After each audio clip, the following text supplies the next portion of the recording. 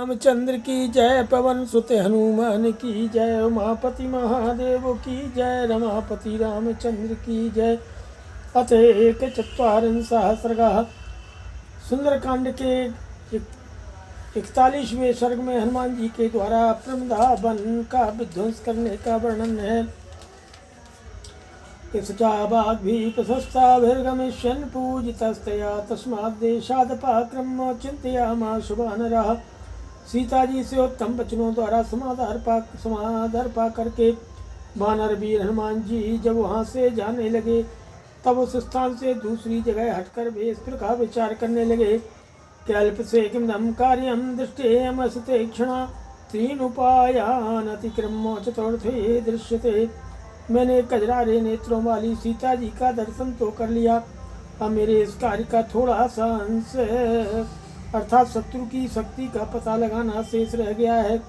इसके लिए 4 उपाय हैं, साम दान भेद दंड। यहाँ साम आदि 3 उपायों को लंकल केवल चौथे उपाय दंड का प्रयोग ही उपयोगी दिखाई देता है। न साम रक्षा सुगुणाय कल्पते, न दानमर्थोपचितेषु युज्यते, न भेद साध्या बलदर्पिता जना पराक्रमस्त्वे क्रममे रोचते। राक्षसों के प्रति साम नीति का प्रयोग करने से कोई लाभ नहीं होता। इनके पास धन भी बहुत है, अतः इन्हें दान देने का भी कोई उपयोग नहीं है। इसके सिवा ये बल के अभिमान में चूर रहते हैं, अतः भेद नीति के द्वारा भी इन्हें बस में नहीं किया जा सकता। ऐसी दिशा में मुझे यहाँ पराक्रम दिखाना ही उचित जान पड़ता है।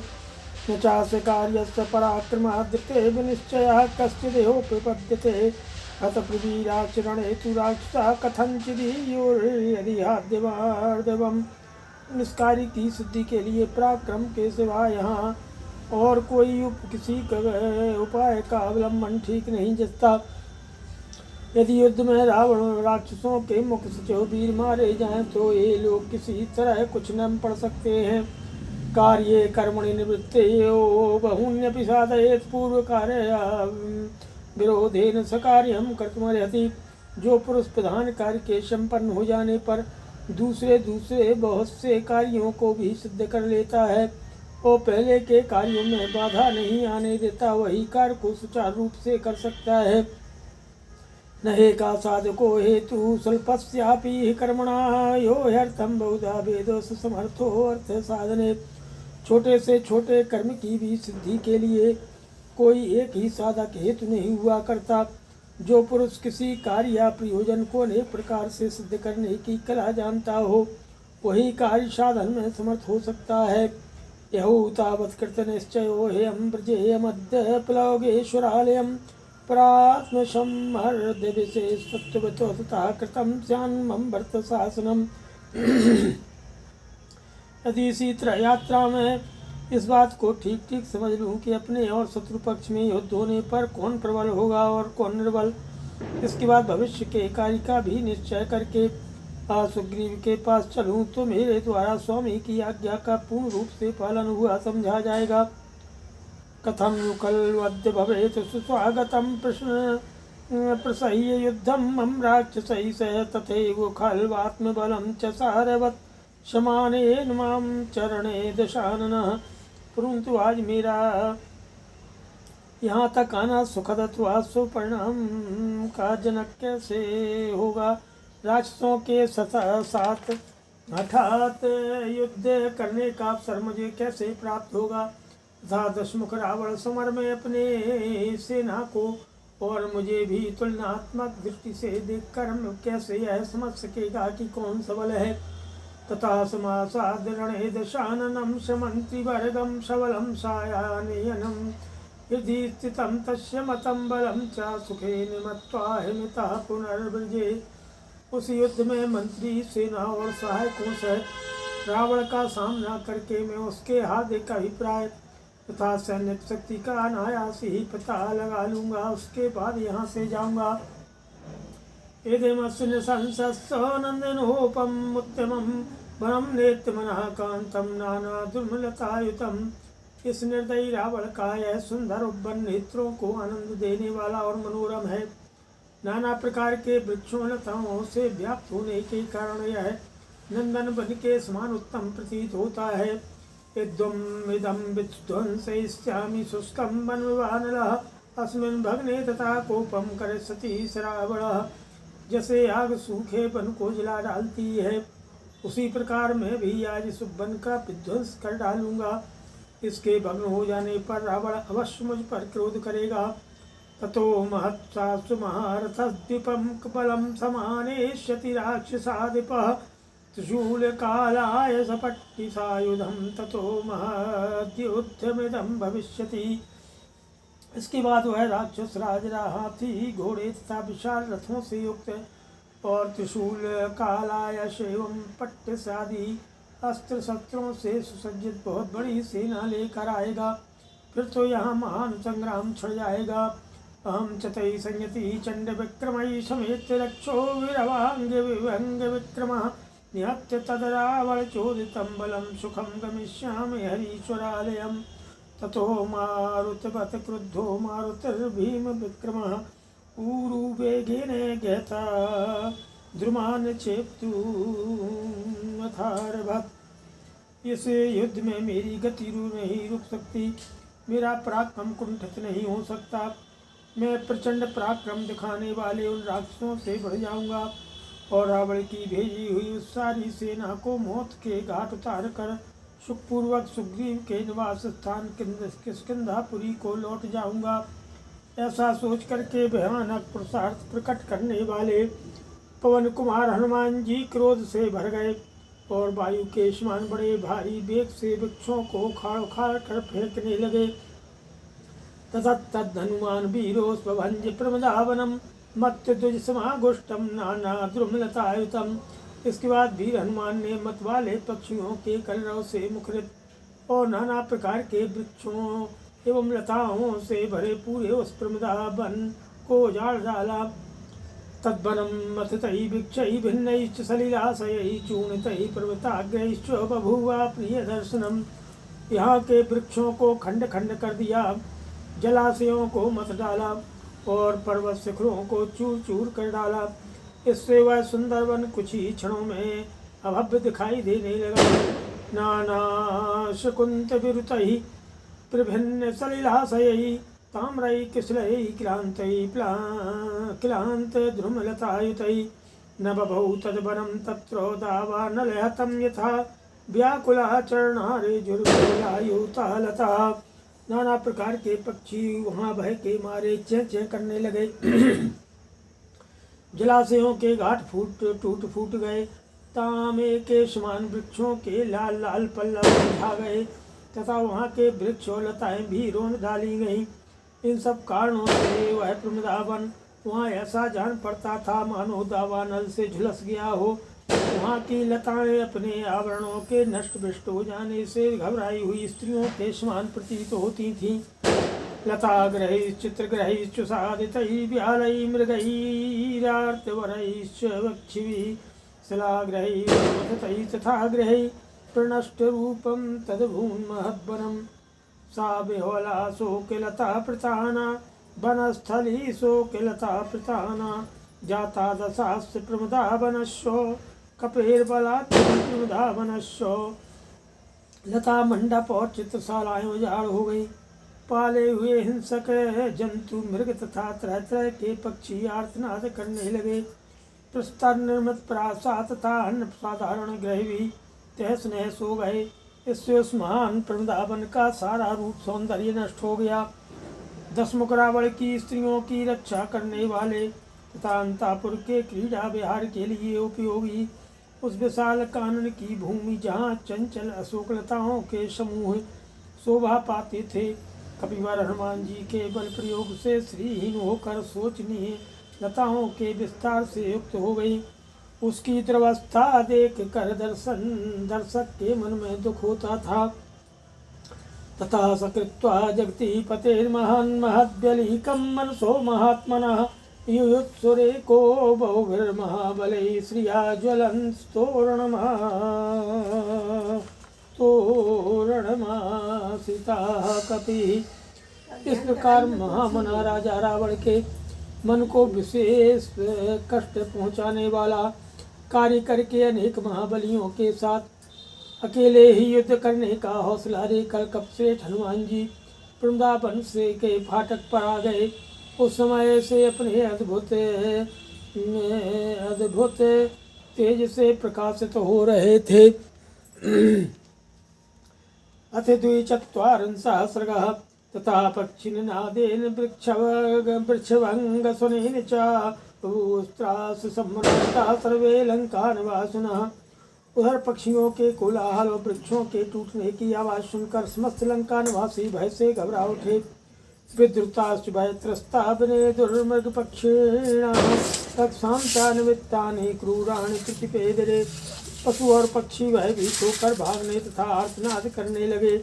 राक्षसों के सामने भयंकर अपशकुन प्रकट होने लगे।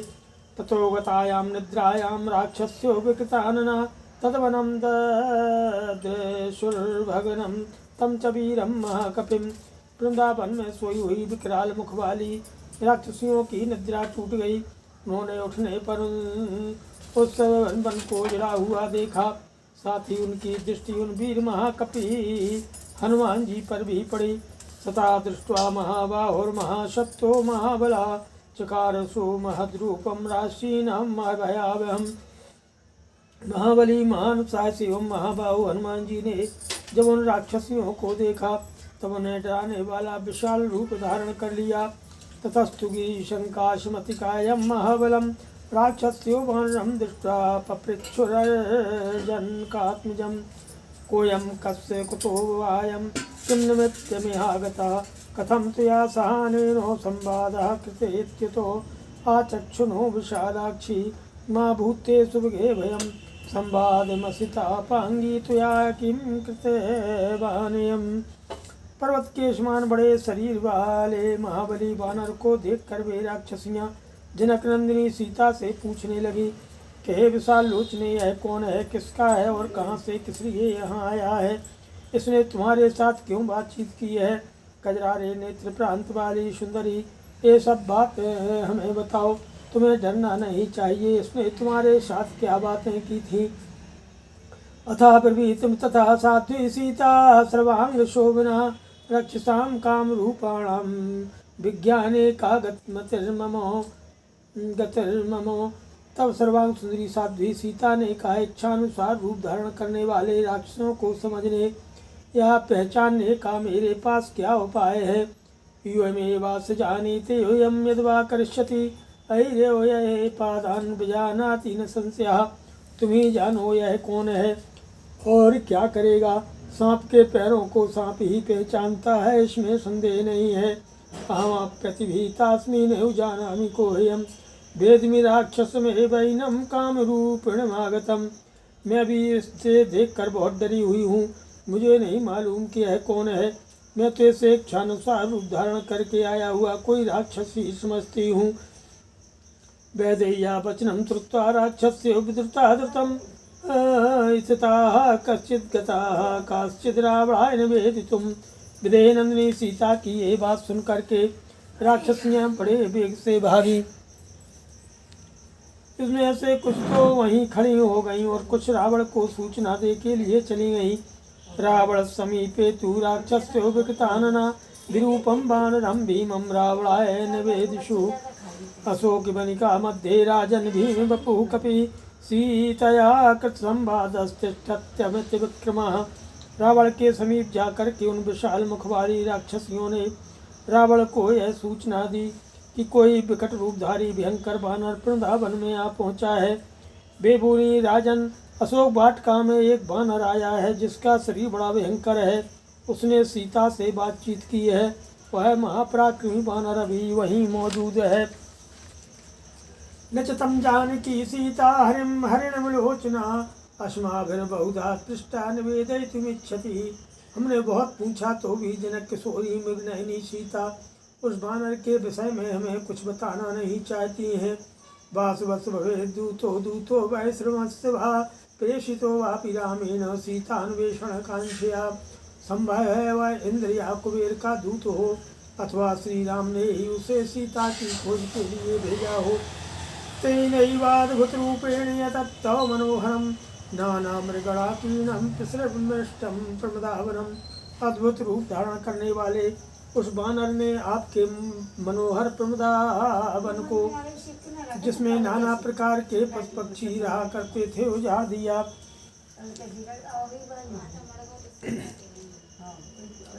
न तत्र कश्चिदुद्देशो यस्ते न विनाशितः, यत्र सा जानकी देवी सतेन सना विनाशितः। वृंदावन का कोई भी ऐसा भाग नहीं है जिसको उसने नष्ट न कर डाला हो। केवल वह स्थान जहाँ जानकी देवी रहती हैं उसने नष्ट नहीं किया है। जानकी रक्षणार्थम वासमादवानोपलक्ष्यते अथवा कहा समस्तयुतेनाभिरक्षिता। जानकी जी की रक्षा के लिए उसने उस स्थान को बचा लिया है, या परिश्रम से थक कर, यह निश्चित रूप से नहीं जान पड़ता है। अथवा उसे परिश्रम तो क्या हुआ होगा, उसने उस स्थान को बचाकर सीता की ही रक्षा की है। चारुपल्लव पत्राढ्यम सीता स्वयं आस्थिता, प्रवृद्धा सिंसपा वृक्षा सचतेना विरक्षिता। मनोहर पल्लवों व पत्तों से भरा हुआ वह विशाल अशोक वृक्ष, जिसके नीचे सीता का निवास है, उसने सुरक्षित रख छोड़ा है। तस्योग रूपस्योग्रम तम दंडमाज्ञातुमर्हसि, सीता संभाषिता येन वनम तेन विनाशितम। जिसने सीता से वार्तालाप किया और उस वन को उजाड़ डाला, उस उग्र रूपधारी बानर को आप कोई कठोर दंड देने की आज्ञा प्रदान करें। मनः परिगृहीतां तां तौ रक्षो गणेश्वरो, का सीतामभिद्वासे तो यो न स्यात् त्यक्तजीवितः। राशीनां वचा श्रुत्वा रावणो राक्षसेश्वरः, चिताग्निरो जज्ज्वालोको विषंवर्तिते क्षणः। राक्षसियों की बात सुनकर के राक्षसों का राजा रावण प्रज्वलित चिता की भांति क्रोध से जल उठा, उसके नेत्र रोष से घूमने लगे। तस् क्रुद्धस् नेत्राभ्याम प्रापतन्नश्रुबिन्दवः, दीप्ताभ्यामो दीपाभ्याम सर्चिका स्नेह बिन्दवः। क्रोध में भरे हुए रावण की आंखों से आंसू की बूंदें टपकने लगी, मानो जलते हुए दो दीपकों से आग की लपटों के साथ तेल की बूंदें झर रही हों। आत्मनः सदृशान् वीरान् किंकरान्नाम राक्षसान्, व्याधिदेश महातेजा निग्रहार्थम हनुमता। उन महातेजस्वी निशाचर ने हनुमान जी को कैद करने के लिए अपने ही समान वीर किंकर नामधारी राक्षसों को जाने की आज्ञा दी। ओम तेषां शीतशाहस्तं किंकराणां तरस्विनां, निर्ययुर्भवनात् तस्मात् कूटमुद्गर्पाणयः। राजा की आज्ञा पा करके 80,000 वेगवान किंकर हाथों में कूट और मुद्गर लिए उस महल से बाहर निकले। महोदरा महादृष्टा घोर रूपा महाबला, युद्धाभिमनसा सर्वे हनुमद ग्रहणोन्मुखा। उनकी डालें विशाल, पेट बड़ा और रूप भयानक था। वे सबके सब महान बली, युद्ध के अभिलाषी और हनुमान जी को पकड़ने के लिए उत्सुक थे। ते कपिम तम समासाद्य तोरणस्थमवस्थितम्, अभिपेतुर्महावेगा पतंगायोपाविकम्। प्रमदावन के फाटक पर खड़े हुए उन बानर वीर के पास पहुंचकर वे महान वेगशाली निशाचर उन पर चारों ओर से इस प्रकार झपटे जैसे पतंगे आग पर टूट पड़े हों। ते गदाभिर्विचित्राभिः परिघैः कांचनांगदैः, आजगमुर बानर श्रेष्ठम शरैरादित्य सन्नभैः। वे विचित्र गदाओं, सोने से मढ़े हुए परिघों और सूर्य के समान प्रज्वलित बाणों के साथ बानर श्रेष्ठ हनुमान पर चढ़ाए। मुद्गरै पट्टसहिशूले प्रासतोमर्पाणयः, परिवारे हनुमंतं सहसा तस्तुरग्रतः। हाथ में प्रास और तोमर लिए मुद्गर पट्टे 100 शूलों से सुसज्जित होकर के वे अचानक हनुमान को चारों ओर से घेर कर उनके सामने खड़े हो गए। हनुमान अपि तेजस्वी सीमान पर्वत सन्निभः, छितावा विद्यलांगूलम ननाद च महाध्वनिम्। सभूत्वा तु महाकायो हनुमान मारुतात्मजः, पुच्छमा स्फोटयामासो लंकां शब्देन पूरयन्। तब पर्वत के समान विशाल शरीर वाले तेजस्वी श्रीमान हनुमान भी अपनी पूंछ को पृथ्वी पर पटक कर बड़े जोर से गर्जने लगे। पवन पुत्र हनुमान अत्यंत विशाल शरीर धारण करके अपनी पूंछ फटकारने और उसके शब्द से लंका को प्रतिध्वनित करने लगे। तस्या स्फोटित शब्देन महता चानुनादिना, पेतुर्विहंगा गंगना उच्चैश्चेदमघोषयतो। उनकी पूंछ फटकारने का गंभीर घोष बहुत दूर तक गूंज उठता था। उससे भयभीत हो पक्षी आकाश में से गिर पड़ते थे। उसमें हनुमान जी ने उच्च स्वर से इस प्रकार घोषणा की कि जयत्यति बलो रामो लक्ष्मणश्च महाबला राजा जयति सुग्रीवो राघवेणाभिपालितः दासो हम कौशलेन्द्रश्च रामस्याक्लिष्टकर्मणः हनुमान् शत्रुसैन्यानां निहन्ता मारुतात्मजः न रावण सहस्रम मे युद्धे प्रतिबलं भवेत् शिलाभिश्च प्रहर्ता पादपैश्च सहस्रशः अर्दयित्वा पुरीं लङ्काम् अभिवाद्य च मैथिलीं समृद्धार्थां गमिष्यामि निष्ठां सर्वरक्षसाम्। अत्यंत बलवान भगवान श्री राम तथा महाबली लक्ष्मण की जय हो। श्री रघुनाथ जी के द्वारा सुरक्षित राजा सुग्रीव की भी जय हो। मैं अनायासी महान पराक्रम करने वाले कौशल नरेश श्री रामचंद्र जी का दास हूँ। मेरा नाम हनुमान है। मैं वायु का पुत्र तथा शत्रुसेना का संहार करने वाला हूँ। जब मैं हजारों वृक्ष और पत्थरों से प्रहार करने लगूंगा उस समय सहस्त्रों रावण मिलकर भी युद्ध में मेरे बल की समानता अथवा मेरा सामना नहीं कर सकते। मैं लंकापुरी को तहस नहस कर डालूंगा और मिथिलेश कुमारी सीता को प्रणाम करने के बाद सब राक्षसों के देखते देखते अपना कार्य सिद्ध करके जाऊंगा।